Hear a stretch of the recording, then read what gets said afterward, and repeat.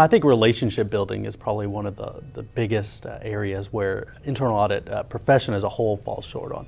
It's something that doesn't come naturally, so it's something that you have to work on, and it's not something you can learn easily in a course. So, for example, I know I've dealt with this all the time, trying to build relationships. As internal audit profession is changing to being more that trusted advisor role. You're trying to connect more with your clients.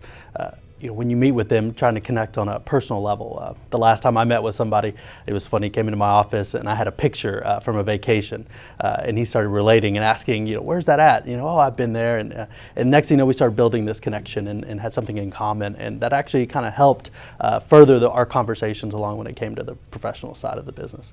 I had a colleague, a young lad that joined us out of university, and I think his initial thoughts were, how am I going to do the technical side of the work? And by the end of the year, he sat down with me and said, Peter, the technical side was easy, but putting on my game face every day and meeting new people and having to extract information and get through that process, he said it was quite draining and challenging. So he learnt that the technical side can be learned, but it's not just sitting at a desk by yourself. I call it emotional intelligence.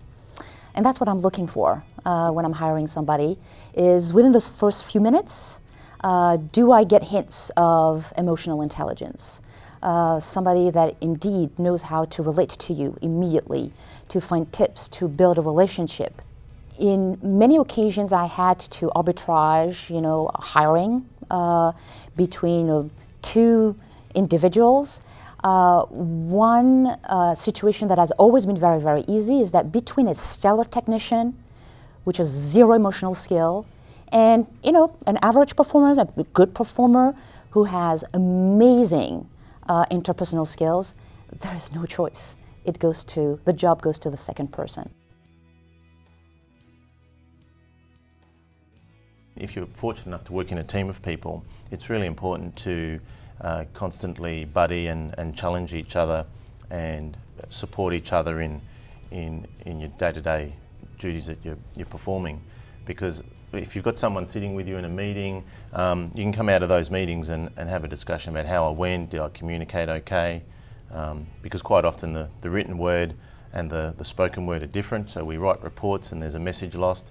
So I think having an internal team that can buddy each other, look out for each other, seek that feedback even from the stakeholders and the customer that you're working with. Don't be afraid to ask them, what could I have done better? Did I communicate with you effectively? And how could I have improved that with you? Because each person that you work with requires a different communication set. So you can't just be the same communication set that suits you. It has to suit the person you're working with. You need to look and find those persons that you say, man, they do that really well. I like the way they communicate. I like the way that they come across with clients. And reach out to them, say, hey, how can I get there? What do I need to do? Because like we talked about, it's one of those skills that you can read about it, but you really have to learn it firsthand and get in there and learn from the people that do it the best and watch them and learn those skills. It's something that doesn't come easy to anyone, so you have to take that initiative. It's on a daily basis, it's reinforcing, it's providing feedback, something that very little people are doing, and it hurts. It's painful to receive feedback on your interpersonal skills.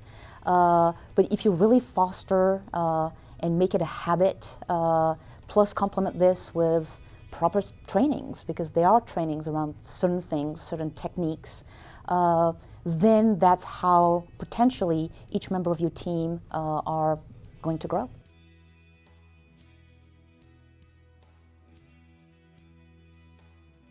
We, in this case, provided really training. But it was an interesting type of training. We've worked with specialists outside of the company that really tailored something for us around what they called the 5 types of communication or conversations. And that has been a training program that the entire team went through in multiple steps throughout the year to really harness technically and understanding what communication for a relationship, for example, is.